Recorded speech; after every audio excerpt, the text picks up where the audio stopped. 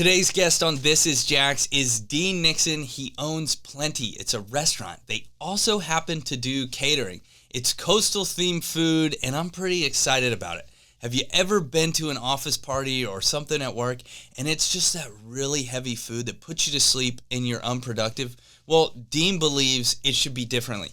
In fact, he has food that won't put you to sleep at your desk afterwards. So I'm excited to interview Dean Nixon, who grew up here in Jacksonville, spent some time away, but came back to dig his roots in and launch his restaurant business right here in our city. Welcome to This Is Jax, a hyper-local podcast. We're going to do our best. We're going to bring on successful business owners, the people who drive the cities, share a lot about what makes our city so great. So you can be confident and comfortable. This is a city that you want to call home. All right, Dean, you're here. Yeah. Dude, This Is Jax. Thanks for coming on. Thanks for having me. Yeah, Happy to be here. I'm pretty excited. When we met, I don't know, I'd probably never explain this, but we met at that Chamber of Commerce.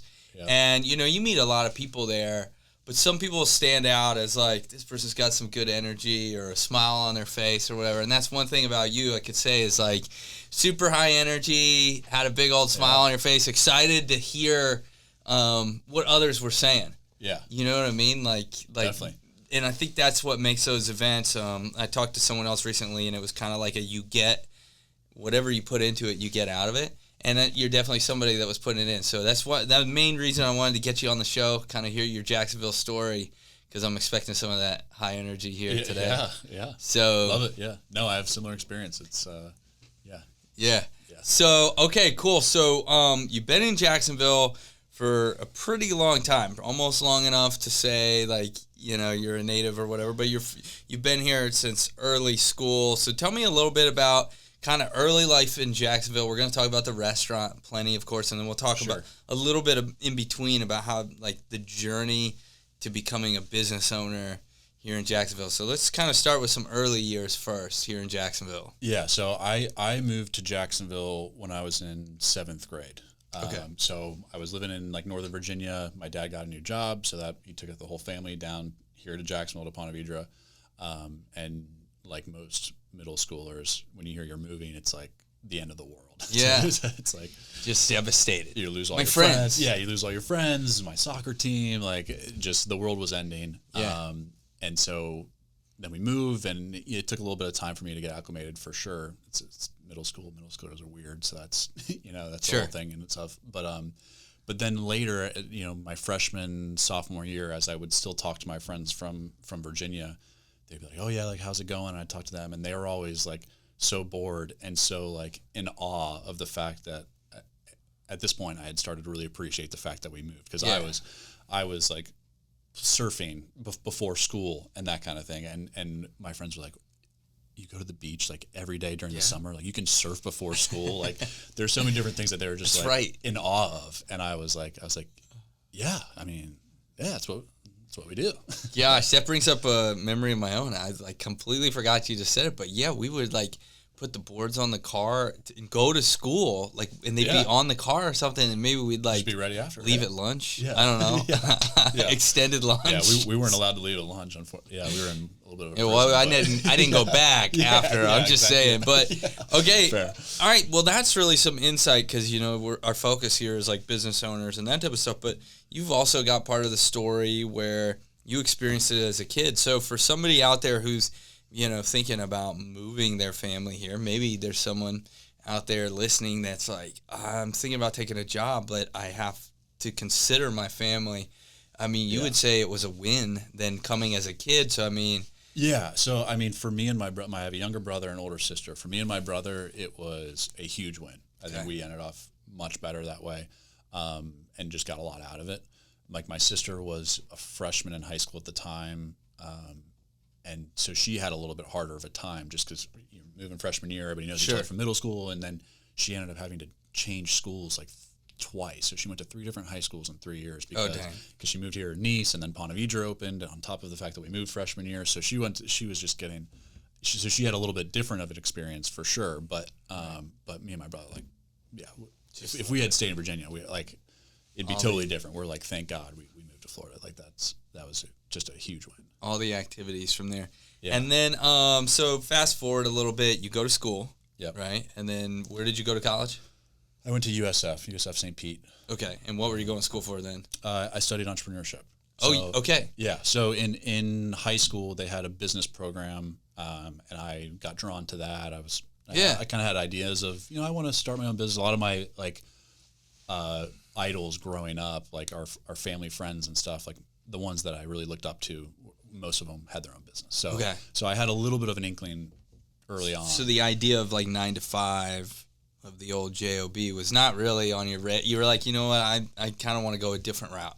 Yeah, I knew at some point I would. Okay. I knew at some point I would, and so one of the reasons I chose USF St. Pete was because they specifically had an entrepreneurship program. Like at the time, most colleges would have small business, management, something like that. Small business administration.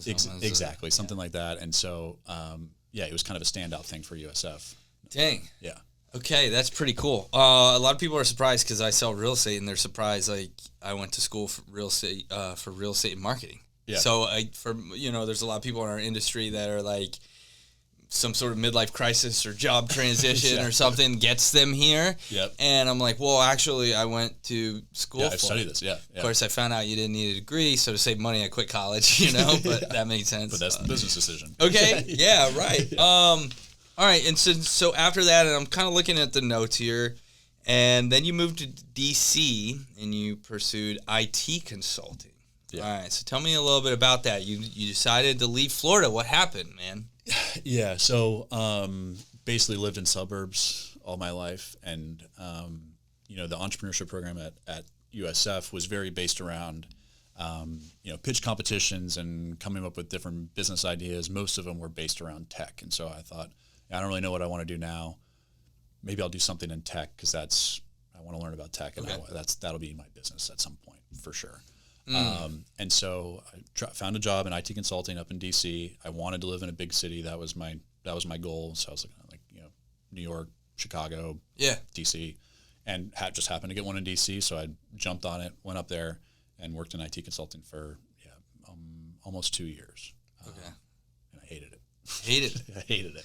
What was it about? Was it so the IT contractor that I worked for, they mostly did government contracts, so primarily Department of Defense, and with that, there's just so much red tape and everything moves extremely slowly.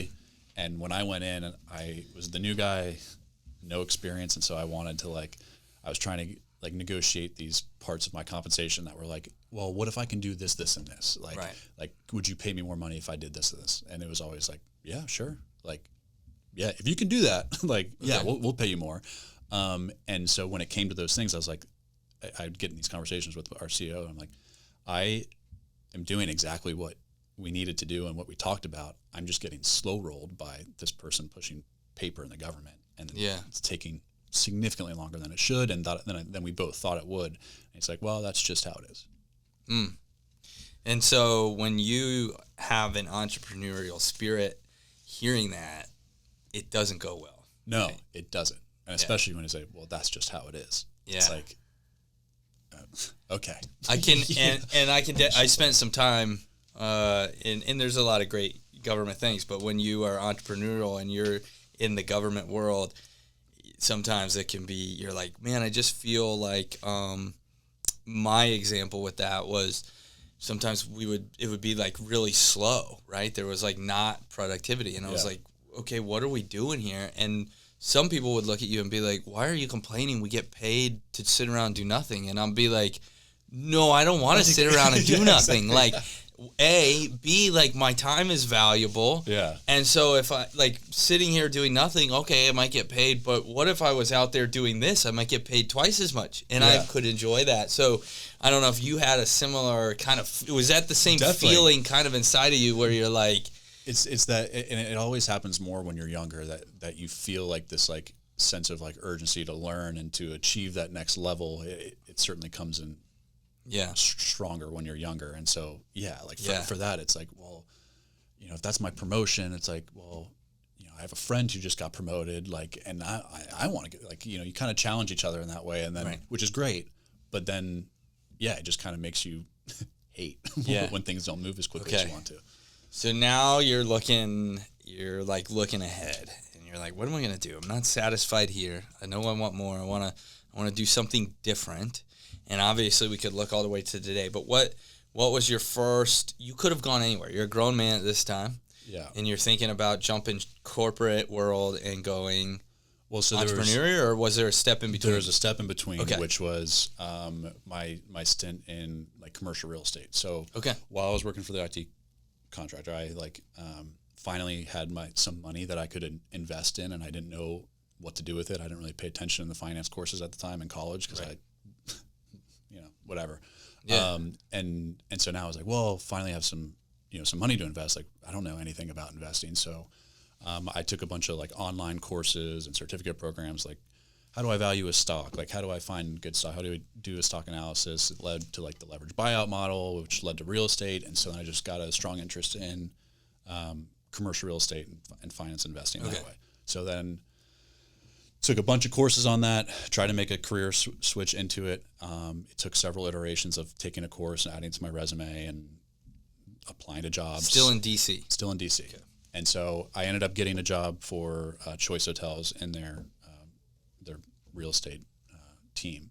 That's right. We talked about that. Yeah. Yeah. Okay. So what did you do there?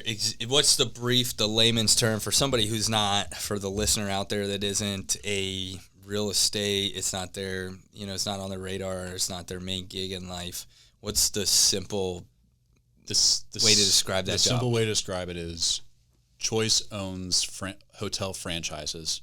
They don't typically build the hotels themselves, but for this one particular brand that they wanted to grow quicker, they said, let's go build a bunch of these hotels ourselves.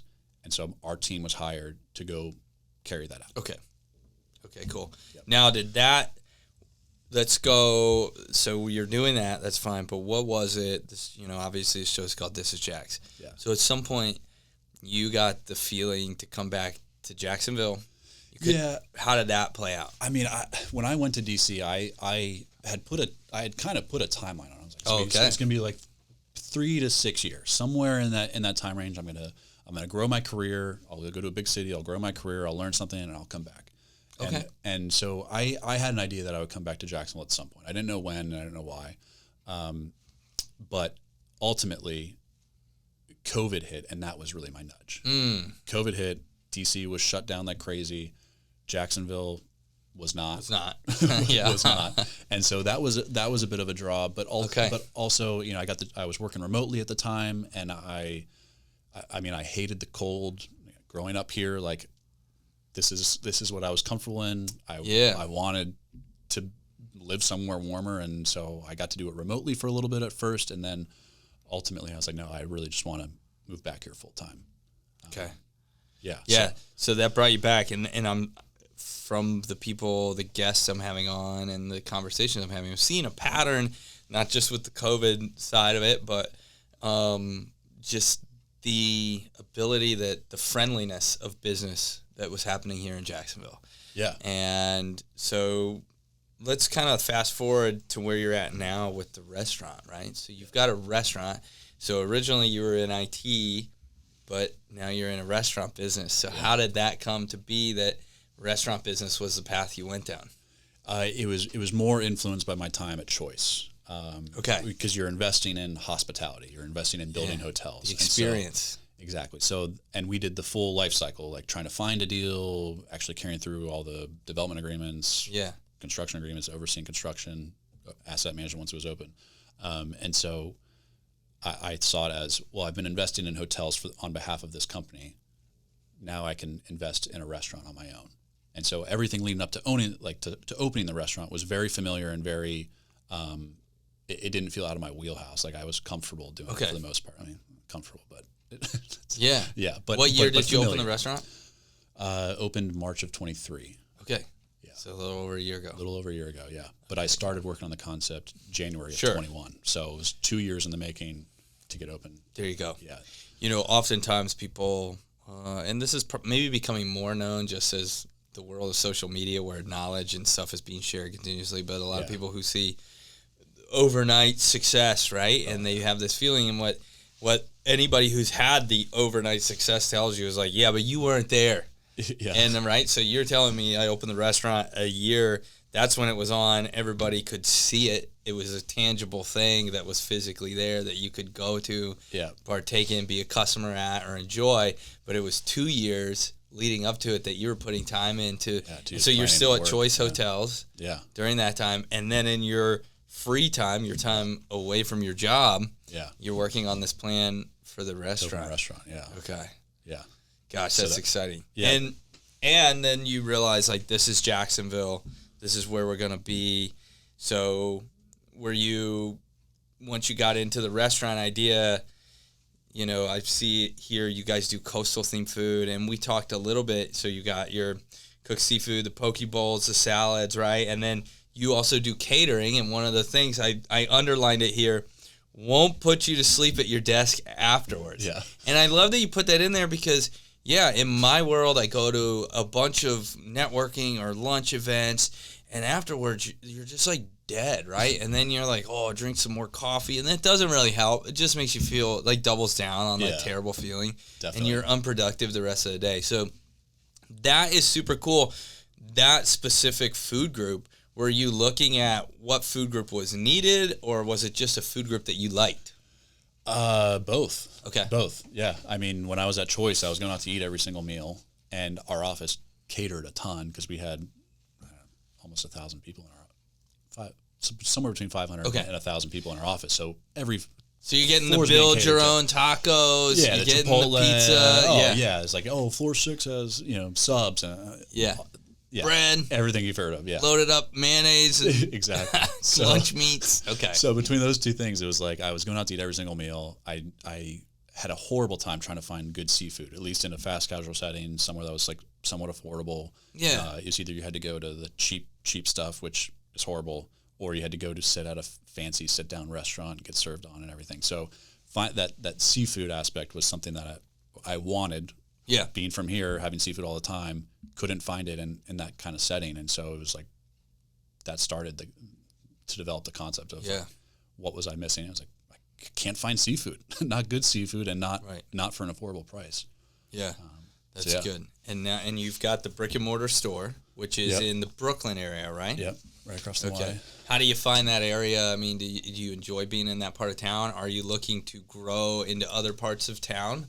Yeah, I mean, I would love to grow into parts of town. And quite frankly, like before I moved back here, that part of town was not somewhere you wanted to be. I mean, the area has exploded tremendously in the last 6-7 years. Yeah, testament to the growth here in our city and the forward thinking of like, hey, how do we make this a place that people want to come to and people want to be a part of? Definitely. There was some stat recently that was going to probably misquote it, but it was like they had from 2000 to 2015 there was like $4 billion worth of development, and then they had $4 billion of development just since 2019 in the last couple of years. So it's like extreme growth. And you can see it. We are seeing that. One of the things is that the city does move a little bit slower, right? But you're able to capitalize on that as a business owner. So for a listener out there who's thinking, is this where I want to like move my family, dig my roots in, get involved either in a civil way or in the private sector, like there's definitely opportunity to do it here. Definitely. And part of the reason I chose that area is because it felt like I was early. I felt like I was early to the game. I was like, I know there's a couple empty lots around here. I know they're going to get developed. Right. And then right up the road from there is La Villa, right? Which is still just like grass field. That's going to blow up. And you're like downtown, there's massive amounts of grass field. You know it's going to be developed and turned into anything. It is. And it's already started. So, it still feels early. That's super cool. All right. So let me look here. I've got a couple questions. Yeah. And I love that story. And I love that you're here. I love that you chose to stay here, right? So I've had different kind of guests on the show, and to this point, everybody has moved here from somewhere, so and is excited about it. But most of them did it as either like an adult or like their work just brought them here, and then they got plugged in and they decided to stay. So you're the first guest, and it's exciting to hear your story because you're someone who grew up here, and then, even though you grew up here, you still had experiences away from here, but chose to be back here, chose to be planned, and saw the opportunity. So I love that side of it.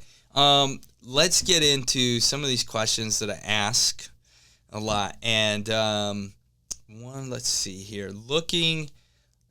This is going back to your kid years. You kind of brought it up, but so you might have to dig deep. But looking back on your first year in Jacksonville, first year ever in Jacksonville, if you could create an event or a tradition to celebrate the city, what would that look like? And who would it celebrate? Gotcha. And looking back to like the first time I moved here, which is like 7th grade. Yeah. Yeah. What is like yeah. I maybe like a field day. Okay. Like at the time, like part of what I loved about Jacksonville was like there's just so much to do. Like I learned how to play golf and learned how to surf. I played soccer, I played basketball. Like we were outside all the time playing sports. And a field day is something you only experience when you're younger. Like there's not really any modern day field days. That's true. Especially as you get into be an adult. Play a couple games. But yeah. Like some type of like communal little tournaments or something. Yeah, teamwork games. Like Okay. Yeah, no, it sounds like a good party. Maybe it's something we have to look into, see if it exists. If not, we'll create it. Yeah. That's good. All right, let me see what else we got here. Can you share an only in Jacksonville moment or experience that really encapsulated the spirit of the city for you? Something unique to Jacksonville.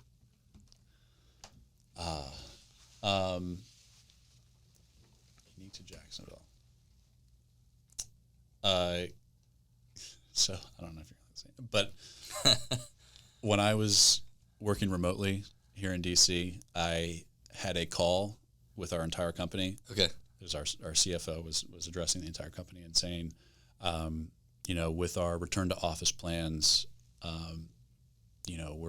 everybody was they were fielding questions from the group, and a lot of people were, I don't feel comfortable coming into office. Okay. I don't feel comfortable around anyone. Like I'm not doing that. Yeah. That this is like a determining factor if I stay here or not.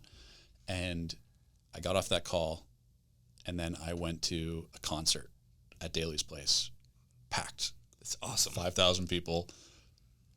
Not there. I mean, there was maybe some mild concern, but like, but the spirit was very like, let's get back to like living. Yeah. Whereas like I get off a call that was very much, it is still the end of the world. The world has ended. Yeah. That's what this is. And then I left and got to, no, let's live. Like let's do things that we all enjoy and get together and like. That's good. And do something fun. I love that story. I actually like that, Dean, and it kind of encapsulates the city for me. Is like, it's kind of forward thinking, but also a very like in the moment place to be. Like we're here now. This is what we got, so I'm gonna enjoy it. You know what I mean? And then, but we're also kind of looking ahead, and as we see that growth and see, the sports district coming along, things like Daly's Place being created, that just a few years ago we didn't have anything like that. So I love to see it. Yeah. Dean, thanks so much for coming in here. I love hearing about the restaurant. I'm going to come down there. What we'll do, we'll have to do like a part 2 or get some like side content where I come down there and try some food. Yeah, let's do it. And check it out. If someone's looking to get in touch with you or they want to schedule some catering, what is the best way for them to contact you? Through our website, eatplenty.com. It's also our handle for Instagram and Facebook is Eat Plenty, so you can follow us there. Anybody that wants to come try the restaurant themselves, we'll do it. We're doing a discount for This Is Jack's listeners for the next week. I don't know when this is aired, but a week following the air date. We'll put it in. So when it's airing, we'll put that reminder in the show notes. Yeah. And Dean, of course, will give you a heads up when it's coming, so you know Good what deal. to expect. Yeah, say This Is Jack's at the register, and we'll 50% off. Heck yeah, Dean, appreciate you, man. Yeah, of course. Thanks so much. All right, thanks for tuning in to This Is Jack's.